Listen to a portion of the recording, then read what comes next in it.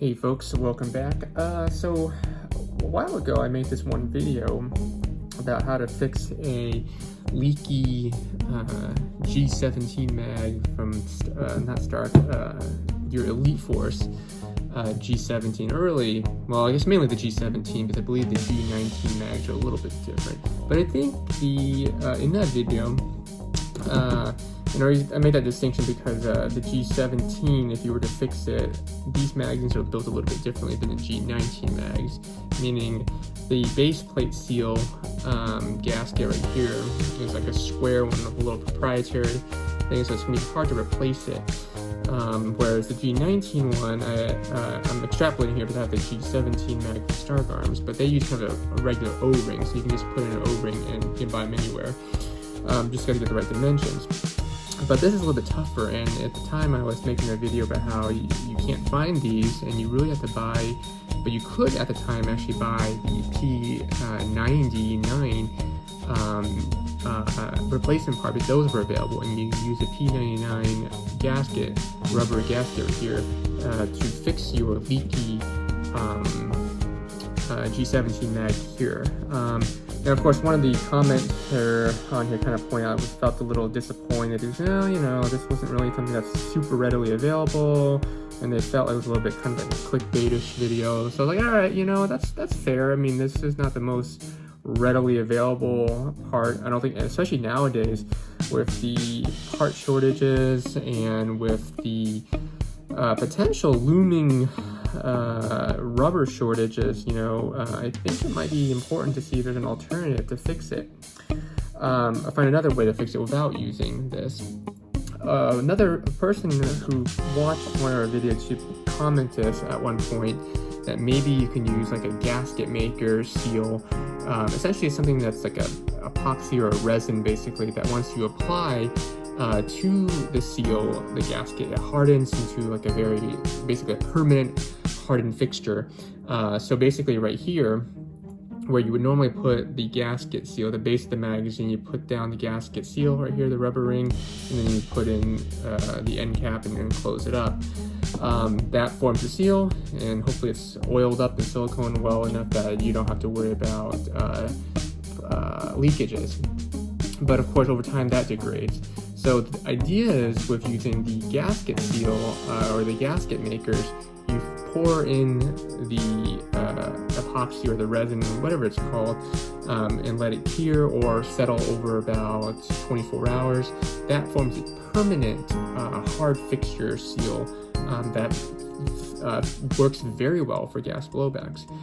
The only downside to that, and that's before we get to that, and that's more of a last-ditch solution that this person suggested, and I think that's a good idea as a backup, but I was wondering, what if we can do something that's a little bit less permanent?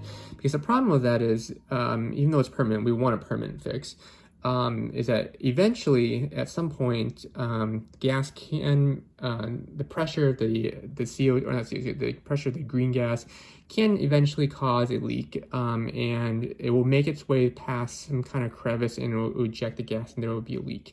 Once that happens, there's that micro leak in the gasket maker. It's going to be impossible, or if not nearly impossible, to remove it and reapply it, because once you put the seal in there, you're closing it like so, and you're going to have a very hard time to remove this base plate in order to remove the hardened resin or epoxy in order to apply a new coat.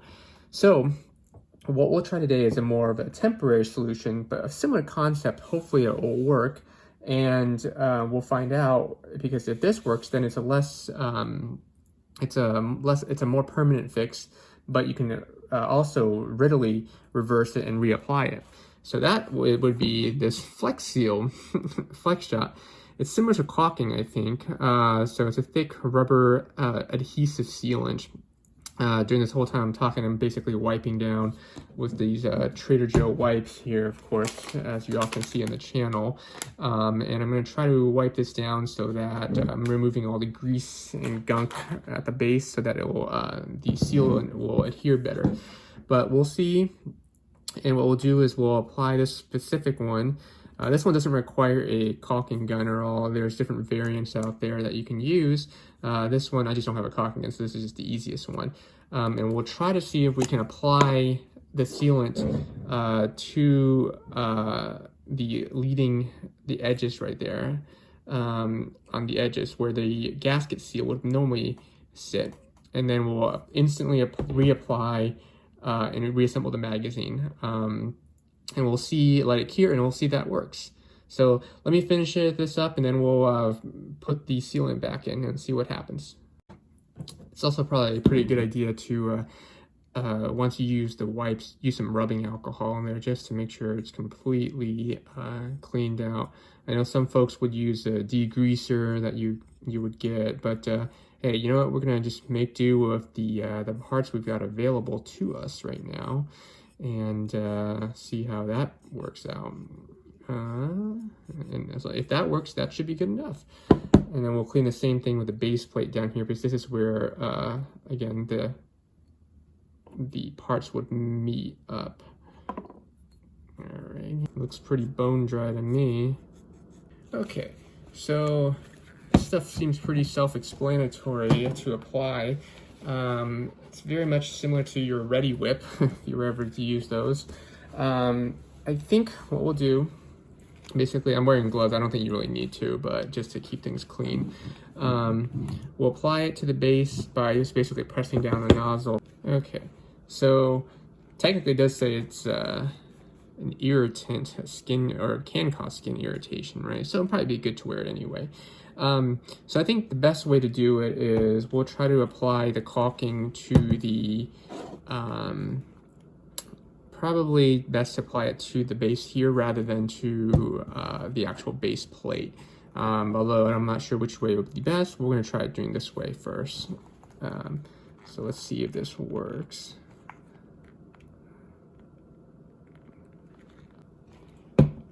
Okay, let's get this seam in there.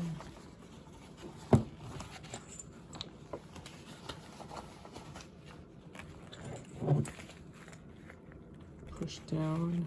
Alrighty, we'll hold this here. Okay, let's see if we can apply this.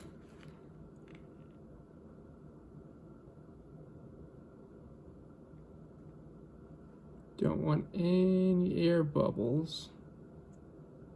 Oops. Shoot. It's kind of a messy ordeal. It's like applying glue.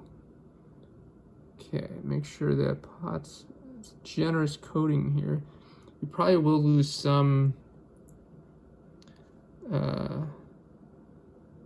internal reservoir volume because of the sealant is going to take some place, but that's okay. It's probably minimal. Okay, so now it looks like that. I'm now going to go ahead and try to reapply. Carefully apply. It's gonna probably squirt out like a little bit, but okay. Reapply that.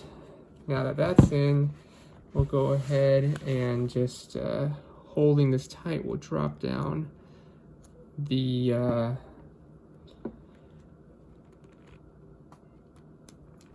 screws, and then we'll let it cure. Make sure it's nice and tight. Okay.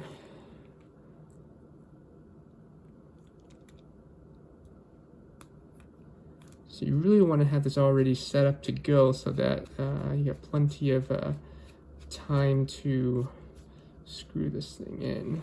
Okay, and then last one right here.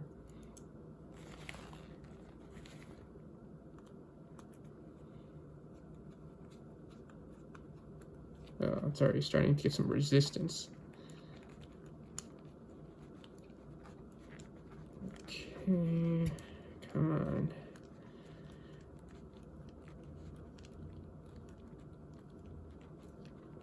Okay, there we go. Now, it only takes it says it only takes like 5 minutes, I think, to cure, but I think to be safe, we can just let it run for 24. All right, and there you go. Actually, believe it or not a whole lot of leakage came out. As you saw already, I kind of did a little test run. It's just like I said, those Ready Whip jars or cans. So we'll just wipe off any excess on the sides here. So that's a little bit came out on the side right there, but that's okay. We'll just use these wipes again just to wipe it clean. And then hopefully that Flexseal does the job. All right, so we'll give this about a day, and then right now it's fully empty, and then we'll fill it with gas, and hopefully that works. After about a good solid 24 hours, really, load up with gas, and it works. No issues there whatsoever. So I think that's a good start. We'll try a couple rounds here. Yeah, there we go. But no leakage or any of that. So, which is very nice. This is something that often happens, and so it's still a success. So after about 24, 48 hours of having a full mag and having the gas in there, all of a sudden it started leaking at the bottom where it started kind of spilling out there. Like, kind of reminds me of like those ding dongs with the little white filling on top, and that indicates to me that the sealant hadn't completely dried or cured yet. And so I suspected that 24 hours was not enough, basically. And especially with the enclosed container, I don't think there was room for it to evaporate and dry because it was a sealed magazine. So we had the opportunity now to fix this to show how reversible this process is should you develop a leak or mess this up, so that you don't have to throw away your magazine. So here I have right here, I unscrewed it again and then pulled out the base plate magazine. No problem. Looks kind of disgusting in there. That's how it would look like once you close it. But this is still a kind of flexible substance regardless whether it's frozen or not, and you can always just pry it out. Yes, it's not as super easy. It's not like, removing Elmer's glue, but it's still nevertheless really easy to remove, especially relatively when you compare it to, say, like something more permanent like gasket makers, sealants that are a permanent hardened resin in there that's you probably won't even be able to take the base plate off. So after scraping all of that out and making sure it's cleaned up again, repeating the whole process, it took about like half an hour to do this actually, so it wasn't like easy, but again, the key here is that it's reversible. And then after that was clean and replace the process, this time I tried to reapply it to the base plate instead of applying the Flexseal to the base of the magazine. I did to this. It's a little bit easier in this because you can see it better, the lighting's better too, but also I think I can spend a little bit more time and give a better seal, and it's going to make contact anyway. So I think I would prefer to do this method in the future rather than sealing it from the other end. I'm pretty sure it would have worked as well too, but no big deal. You can try multiple ways, and again, easily reversible, and you can do it multiple times. The biggest distinction here is not only let it wait for 72 hours like I did this time, but I also did something else where I removed the outlet flow valve right here to make sure that there's access to free air here so that it can really dry. That way the sealant, the Flexseal is in there and it can still dry, and it would not have any issues with retaining the moisture because the entire system is enclosed. This way it's sealed a lot better. And after doing that, the thing still works like a champ right now. And so it's been... so far, it's only been about 2 weeks, but hey, it's looking pretty solid. No leakages anymore, and I think that's the best way to seal it up now. And should it leak again in the future, no problem. We can just always remove it again. But at this point now, with 2 weeks, I'm thinking this is a pretty good, solid fix that is not only more permanent and probably, I think, better than the original OEM rubber or silicone gasket that came with the Elite Force Glock, since those have always leaked on me, and I've always been frustrated and never been able to fix that no matter what until now. And so hopefully that was really helpful. So now here comes the second approach that we want to try. I happen to have a bunch of Play-Doh laying around my apartment, and mainly that's because I was wanting to buy this one spaghetti strainer or the spaghetti making device to make for real, and then it came a bunch of Play-Doh. Didn't work, but I still have the Play-Doh for it though. So anyway, what if we can use this Play-Doh and then use the original gasket that came with the Elite Force Glock, and imprint it into the Play-Doh, and then basically use that as a mold. And then once you use it as a mold, fill it in with the Flexseal, let it dry, and essentially have your own version of your customized gasket seal. And this way it'll be less messy, so if there is a leak, you can always just take it out and drop it off, right, and switch with a new one, instead of having to scrape through the magazine if there is an issue. So let's see if this process actually works. I tried it again with the Play-Doh. I would probably press it in a little bit deeper than I did here. This wasn't very deep, and I guess you would want it to be deeper so that you can get a larger, because you lose some volume, I've noticed, when you making this. So press a little bit deeper than this one, and I would probably use a better substance than Play-Doh, to be honest, in the future. I just haven't figured out what a better casting agent is for this right now. But anyway, once you press it flushed, use a flat surface. Should look like kind of like a little bit like this. Take a, I don't know, kind of a thin needle or something very light or small, just to be able to pry it out without leaving any dents or deformities in the soft Play-Doh. And now it should look like this. Again, I kind of did a bad job because there's still kind of a little bit dent right there you can see from the needle, but hey, not a big issue. Then you want to do is just take the Flexseal and fill in the gap. It's a little bit hard to do. I have to find a better way to press it down, but preliminary, it looks like this once you try to do the fill around there.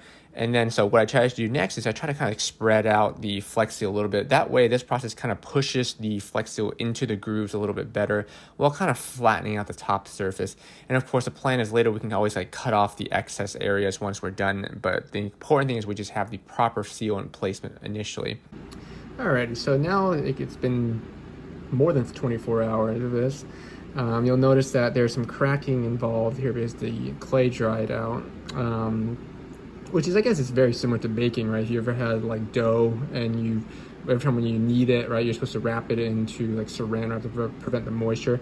In the future, I think I'll do that because I think that caused some of the crackings right here might in some ways disrupt the mold a little bit and make either stretch some areas out a little bit further or maybe condense certain in other areas.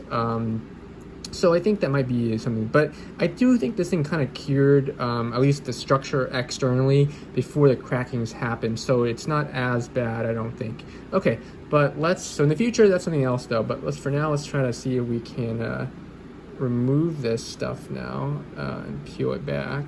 Let's see if this works.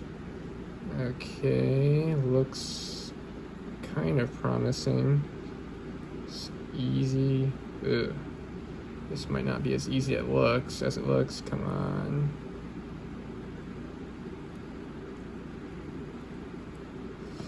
So this is right off the bat. This isn't going to work, I don't think, because as you can see, certain parts were kind of not so hot, right? So even though it looks kind of similar, it might be able to be effective. This part down here wasn't done it was kind of done poorly, right? So that's not going to form a nice seal. But I think everything else technically did. I think I might have to try this again to form the seal. And then what we'll do, I was planning to do is just use this and just basically cut away the edges. And then this hole right here, that's where the screw is going to go. But this seems a little bit trickier, so maybe not. I'll have to see whether we could try this again. But the good news though is that this works though.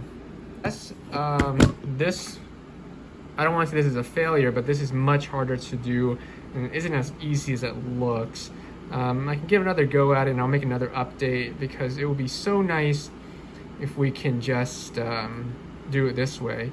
And again, if this works out nicely in about, let's say it works for about, I don't know, 3 months, maybe 6 months, and hopefully even a year before it has to have leakages, right? The easy thing is you can just easily pry it out. I mean, it's easier, but it's than say the epoxy. It'd probably still be harder than doing with this right here. But I think this is probably the easiest, obviously, because there's no adhesion or anything. This, judging how flimsy and easy this seal is, it would be a lot easier to remove than the epoxy. So, but I think if it's this last 6 months, I mean, only time will tell, but if it lasts 6 months or longer, I think this is a solid win. I would probably do this strategy of using the caulking, not making a mold out of it, but doing the caulking strategy like we did here to go forward with that. In the future, I'll try to make some better molds, and maybe the technique will improve so that we can make better replicas of this right here, because hopefully I feel like we're close, but not quite there yet. So I'll try it again in the future, but for now, I hope that helps a lot of you folks out there who are looking to do a gas blowback fix for your Elite Force Glocks right there.